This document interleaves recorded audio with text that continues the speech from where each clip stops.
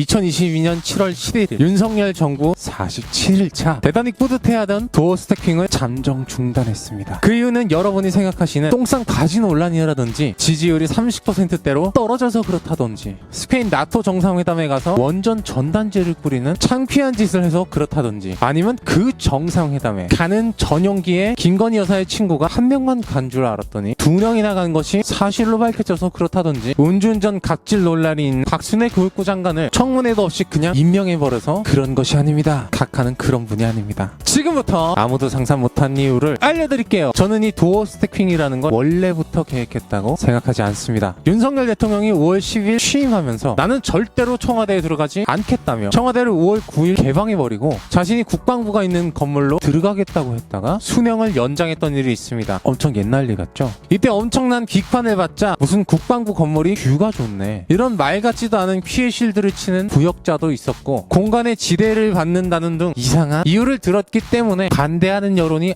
압도적이었습니다. 그래서 윤석열 본인이 직접 지하 비닐벙커 위치를 전 세계에 노출하면서 했던 말이 대통령 집무실 1층에 기자실을 놓고 자기가 출근을 할 때마다 질문을 받겠다고 했던 것이 이 도어 스태킹의 시작이었습니다. 대통령은 처음이라 잘 모르겠다. 좀 가르쳐달라. 지지율 같은 건 신경 쓰지 않는다. 전 정권 장관 중에 이렇게 훌륭한 사람 팠냐 등등 역시 2달도 안 돼서 가직 핀 만큼 인상적인 명언이 많았습니다. 그래서 그런가 마치 윤석열 정권이 2년 정도 된 것 같다는 사람도 많이 있습니다. 보고 있기 피곤. 사실 대통령이 출퇴근한 것부터가 정상이 아니지만 어쨌든 이렇게 레드카펫까지 깔아놓고 출근하면서 했던 도어 스태킹이 갑자기 중단이 됐습니다. 많은 사람들이 오늘 드디어 윤석열 정부의 국정 지지도가 리얼미터 기준 37%대로 폭락했기 때문에 지지율에 부담을 느낀 윤석열 대통령이 김건희 여사의 비선 1호와 2호 논란에 대해서 또 명언을 제조할까봐 도어 스태킹을 피하고 있다고 추측하고 있습니다. 하지만 대통령실은 코로나19 확진자가 늘어서 안 한 거라고 공식 답변을 했어요. 저는 윤석열 대통령이 좀 뱅청하고 어디 내놓기 사무치게 창피하기는 해도 이 변명이 어느 정도 사실일 거라는 생각이 들었습니다. 그래서 찾아봤어요. 먼저 문재인 대통령 백신 4차 접종을 검색해 봅시다. 네,